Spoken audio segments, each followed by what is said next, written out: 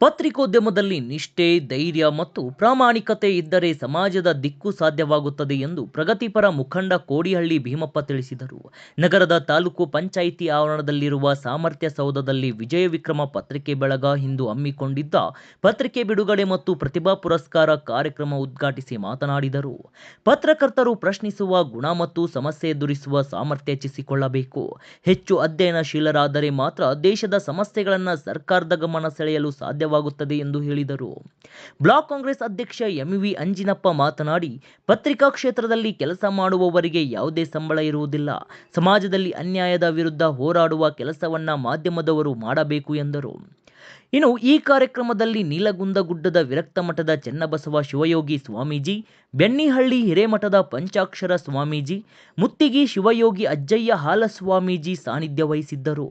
BDCC bank ನಿರ್ದೇಶಕ ವೈಡಿ ಅಣ್ಣಪ್ಪ, ವಕೀಲರ ಸಂಘದ ಅಧ್ಯಕ್ಷ ಟಿ ವೆಂಕಟೇಶ್, ವಿಜಯ ವಿಕ್ರಮ ಪತ್ರಿಕೆ ಸಂಪಾದಕ ಎಚ್ ರಮೇಶ್ ನಾಯಕ್ ಮಾತನಾಡಿದರು. ಮುಖಂಡರಾದ ಪಟೇಲ್ ಬೆಟ್ಟನಗೌಡ, ಶಶಿಧರ್ ಪೂಜಾರ್, ಹೊಸಳ್ಳಿ ಮಲ್ಲೇಶ್, ಪತ್ರಿಕೆ ಬಳಗದವರು ಮತ್ತು ಇತರರು ಭಾಗಿಯಾಗಿದ್ದರು. Prabhu K, AB news Kannada bureau ಮುಖ್ಯಸ್ಥರು, ವಿಜಯನಗರ.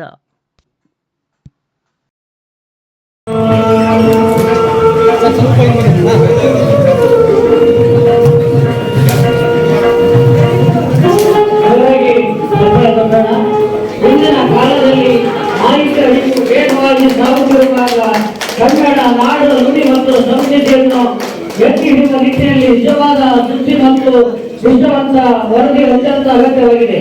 ಈ ಹಿನ್ನೆಲೆಯಲ್ಲಿ ವಿಜಯ ವಿಕ್ರಮ ಎಂಬ ಹೊಸ ಪತ್ರಿಕೆ ಇದೇ ತಿಂಗಳು ಇವತ್ತೇ ಲೋಕಾರ್ಪಣೆಗೊಳ್ಳುತ್ತಲಿದೆ. ಈ ಪತ್ರಿಕೆಯು ನಿಷ್ಪಕ್ಷಪಾತ, ನಿಖರ ಮತ್ತು ಜನಪರ ಪತ್ರಿಕಾ ಬೃಂದದ ಮೂಲಕ ಸಮಾಜಕ್ಕೆ ಸೇವೆ ಸಲ್ಲಿಸಲು ಬದ್ಧವಾಗಿದೆ. ಈ ಪತ್ರಿಕೆ ಗ್ರಾಮೀಣ ಮತ್ತು ನಗರ ಜೀವನದ ವಿವಿಧ ಆಯಾಮಗಳನ್ನು ಬೆಳಕಿಗೆ ತಂದು ರೈತರ ಸಮಸ್ಯೆಗಳು, ಯುವಜನರ ಕನಸುಗಳನ್ನು, ಶಿಕ್ಷಣದ ಬೆಳಕಿಗೆ ಮತ್ತು ಸಾಮಾಜಿಕ ನ್ಯಾಯದ ವಿಷಯಗಳನ್ನು ಸಮಗ್ರವಾಗಿ ಪ್ರಸ್ತುತಪಡಿಸುತ್ತದೆ ಹಾಗೂ ಸಮಾಜದಲ್ಲಿ ಚಿಂತನ ಮತ್ತು ಬದಲಾವಣೆಗೆ ಪ್ರೇರಣೆ ನೀಡುವ ಶಕ್ತಿಯಾಗಿದೆ.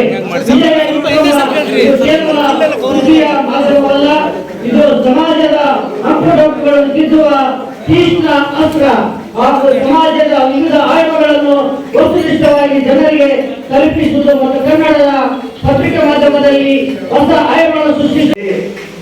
ಹಲವಾರು ಉರಿಯುವ ಪಳ್ಯಗಳು ಬೂದಿ ಮಾತ್ರ ಒಂದೇ, ಒಂದನ್ನು ಒಡೆಯೇ 300 ಒಂದು ಮಾತ್ರ ಒಂದೇ. ಈ ವಿಜಯ ವಿಕ್ರಮ ಪತ್ರಿಕೆಯ ಉದ್ಘಾಟನಾ ಸಮಾರಂಭದಲ್ಲಿ ಪಾಲ್ಗೊಂಡಿರುವಂತಹ ಪರಮ ಪೂಜ್ಯ ಬೆನ್ನಳ್ಳಿಯ ಪುತ್ರರಿಗೂ ಹಾಗೂ ಮುತ್ತಿಗೆ ಪುತ್ರರಲ್ಲಿ ಭಕ್ತಿಯ ಪ್ರಣಾಮಗಳನ್ನು ಸಮರ್ಪಿಸುತ್ತಾ, ಅದೇ ರೀತಿಯಾಗಿ ಈ ಕಾರ್ಯಕ್ರಮದ ಉದ್ಘಾಟನೆ ಮಾಡಿರುವಂತಹ ಮುಖ್ಯ ಹೋರಾಟಗಾರರಾಗಿ ಪತ್ರಿಕೆಯನ್ನು ಕೂಡ ಒಂದು ನಡೆಸಿ ಈಗ ಉದ್ಯಮೆಯಲ್ಲಿ ತೊಡಗಿರುವಂತಹ ಸಮಾಜ ಸೇವೆಯಲ್ಲಿ ತೊಡಗಿರುವಂತಹ ನಮ್ಮವರೇ ಆದ ಕೋಡಿಹಳ್ಳಿ ಭೀಮಪ್ಪನವರೇ ಹಾಗೂ ಈ ಪತ್ರಿಕೆಯನ್ನು ಉದ್ಘಾಟನೆ ಮಾಡಿರುವಂತಹ ಬೇರೆ ಅಣ್ಣಪ್ಪನವರೇ, ಇದುವರೆಗೆ ಅದ್ಭುತವಾಗಿರ್ತಕ್ಕಂಥ ವಿಷಯಗಳನ್ನು ತಿಳಿಸಿರುವಂತಹ ಹರಪನಹಳ್ಳಿಯ ಆಶಾತೀರವಾದ ನಮ್ಮ ಶಶಿಧರ್ ಪೂಜಾರಿ ಅವರೇ ಹಾಗೂ ಇನ್ನುಳಿದ ಎಲ್ಲ ನಮ್ಮ ಬೆಟ್ಟನಗೌಡರೇ, ಇನ್ನುಳಿದ ಎಲ್ಲ ಗಣ್ಯಮಾನ್ಯರೇ, ಹಿರಿಯರೇ, ತಾಯಿಗಳೇ, ವಿದ್ಯಾರ್ಥಿಗಳೇ, ನಿಮ್ಮೆಲ್ಲರಿಗೂ ಶುಭವನ್ನು ಕೊಡುವ ಜೊತೆಗೆ ಇದರ ನೇತಾರಾಗಿರುವಂತಹ ರಮೇಶ್ ನಾಯ್ಕ ಹಾಗೂ ತಂಡದವರೇ, ಇಲ್ಲಿಯವರೆಗೆಲ್ಲ ಪತ್ರಿಕೆ ಆ ಮಾಧ್ಯಮದ ಬಗ್ಗೆ ಸಂಪೂರ್ಣವಾಗಿ ನೀವೆಲ್ಲರೂ ಕೇಳಿದಿರಿ. ಮತ್ತು ನಾನು 4ನೇ ಅಂಗ ತಿಳ್ಕೊಂಡು ಅದನ್ನೇ ಹಾಕಿದ್ದೀನಿ ಅಂದ್ರೆ ಮತ್ತೆ ಹುಟ್ಟಿದ ರೂಪದಲ್ಲಿ ಹಾಕಿ ಅವರು ಹುಟ್ಟಿದ ಏನು ಉಪಯೋಗಿಲ್ಲ. ಅದಕ್ಕಾಗಿ ಪತ್ರಿಕೆ ಅನ್ನೋದು ಏನಂದ್ರೆ ಒಂದು ಕನ್ನಡಿ ಇದ್ದಾನೆ. ಪತ್ರಿಕೆ ಮಾಡುವ ಕೆಲಸ ಏನಂದ್ರೆ ಕನ್ನಡಿಯಲ್ಲಿ ದೂರ ಮುಚ್ಚಿದಾಗ ಅಲ್ಲಿ ನಮಗೆ ಸ್ಪಷ್ಟವಾಗಿ ಮುಖ ಏನು ಕಾಣುವುದಿಲ್ಲ. ಆ ಕನ್ನಡಿಗೆ ದೂರವನ್ನ ಒರೆಸಿದಾಗ ನಮ್ಮ ಮುಖ ಕಾಣುತ್ತದೆ. ಅದೇ ರೀತಿಯಾಗಿ ಸಮಾಜಕ್ಕೆ ಅಂಟಿಕೊಂಡಿರುವಂತಹ ಭ್ರಷ್ಟಾಚಾರ, ಆಮೇಲೆ ಲಂಚ ಬಿಡುತನ, ಅನ್ಯಾಯ ಇವೆಲ್ಲಗಳ ಅಂತಕ್ಕಂಥ ಸಮಾಜಕ್ಕೆ ದೂರ ನಿಂತ್ಕೊಂಡಾಗ ಹಾಗೆ ಕನ್ನಡಿಯನ್ನು ಸ್ವಚ್ಛ ಮಾಡಬೇಕು. ಅದೇ ರೀತಿಯಾಗಿ ಪತ್ರಿಕಾ ಮಾಧ್ಯಮದವರು ಈ ಸಮಾಜವನ್ನ, ಈ ಧೂಳವನ್ನ ಹೊರಗೊಳಿಸಿ ಸ್ವಚ್ಛವಾಗಿರುವುದೇ ಪತ್ರಿಕೆಯ ಒಂದು ಲಕ್ಷಣ. ಅದನ್ನ ಆ ನಮ್ಮ ವಿಜಯ ವಿಕ್ರಮದ ರೂವಾರಿ ಆಗಿರುವಂತಹ ಸಂಪಾದಕರಾಗಿರುವಂತಹ ರಮೇಶ್ ನಾಯ್ಕ ಅವನ ಬಗ್ಗೆ ಹೇಳೋದಂತಂದ್ರೆ ನಾನೆಲ್ಲ ತ್ರಿಶೂಲದಲ್ಲಿ ಹೋರಾಟ ಮಾಡ್ತಾ ಇದ್ದಿದ್ದೆ ಮರುಪಳಿಗೆ ಮತ್ತು ನಾವೆಲ್ಲ ದಾವಣಗೆರೆ ಜಿಲ್ಲಾಕ್ಕೆ ಹೋಗಿದ್ದು ಅದಕ್ಕೆ ಇರ್ತಿತ್ತು. ಆ ಸಮಯದೊಳಗೆ ನಮಗೆಲ್ಲ ಈಗ ತಾನೇ ಹೋದ ಹೊಸಳ್ಳಿ ಮಲ್ಲೇಶ್ವರರು ಕೋಡಿಹಳ್ಳಿ ಭೀಮಪ್ಪನವರು ಇನ್ನೂ ಅನೇಕ ನಮ್ಮ ಸಾಹೇಬರು ಲಾಸ್ಟಿಗೆಲ್ಲ ನಮಗೆ ಸಹಕಾರ ಕೊಟ್ಟು ನಾವು ಬೀದಿಗೆ ಹೋರಾಟ ಮಾಡಿದಾಗ ವಿದ್ಯಾರ್ಥಿ ಪ್ರವೇಶ ಮಾಡ್ಕೊಂಡು ಹೆಸರು ಅದರಿಂದ ರಮೇಶ ನಮ್ಗೆ ಸಹಕಾರ ಕೊಡ್ತಾ ಇದ್ರು, ನಮ್ಮ ಜೊತೆಗೇ ಇರ್ತಾ ಇದ್ರು. ನಮ್ಮ ಮಠಕ್ಕೂ ಕೂಡ ಬಂದು ಪ್ರಸಾದವನ್ನು ಮಾಡಿ ಅಷ್ಟು ಆನಂದ ಪಟ್ಟು ನಮಗೆ ಹೆಮ್ಮೆಯಿಂದ ಪಾಲ್ಗೊಂಡಿರುವಂತಹ ವ್ಯಕ್ತಿ. ಅವಾಗಿಂದಲೂ ಕೂಡ ಈ ಸಮಾಜಕ್ಕೆ ಏನಾದರೂ ಒಂದು ಕೊಡುಗೆಯನ್ನು ಕೊಡಬೇಕಂತಕ್ಕಂಥ ಕಿಚ್ಚು ಅವನಲ್ಲಿರುವಾಗಿತ್ತು. ಅದನ್ನು ಈ ರೀತಿಯಾಗಿ ಪ್ರಕಟಣೆ ಮಾಡಿದ್ದಾರೆ. ಅದಕ್ಕಾಗಿ ನಾವು ಒಂದ್ಸಲ ಹಿಂದಿನ ಜ್ಞಾನಿಗಳು ಮಹತ್ವಗಳು ಕೂಡ ಅವರು ಒಂದಿನ ದಿಢೀರನೆ ಈ ಸಮಾಜವನ್ನು ಗೆದ್ದಿಲ್ಲ. ಅದಕ್ಕೆ ಪುಟ್ಟ ಇಟ್ಟ ಹೆಜ್ಜೆ ಏನಾದರೂ ಶಾಂತಿಯನ್ನು ತಂದಿದೆ ಸಮಾಜದಲ್ಲಿ. ಅಂಬೇಡ್ಕರ್ ಅವರು ಇಟ್ಟ ಪುಟ್ಟ ಹೆಜ್ಜೆ ಇಡೀ ಜಗತ್ತಿಗೆ ಸಮಾನ ಸಂವಿಧಾನವನ್ನು ತಂದುಕೊಟ್ಟಿದೆ.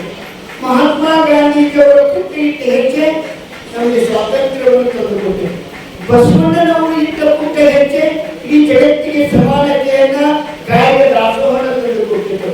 ಅದೇ ರೀತಿಯಾಗಿ ನಮ್ಮ ರಮೇಶ್ ನಾಯ್ಕರು ಕೂಡ ಇದು ಸಣ್ಣ ಪುಟ್ಟ ಹೆಜ್ಜೆ ಮುಂದೆ ದಿಟ್ಟ ಹೆಜ್ಜೆಯಾಗಿ ಸಮಾಜದಲ್ಲಿ ದೊಡ್ಡ ಬದಲಾಗಿ ಪ್ರತಿಷ್ಠಿತವಾಗಿ ಕಾರ್ಯನಿರ್ವಹಿಸುವುದು ಹರೀಶ್ ಆಶೀರ್ವಾದ ಮಾಡ್ತಾ ಇದ್ದೇವೆ.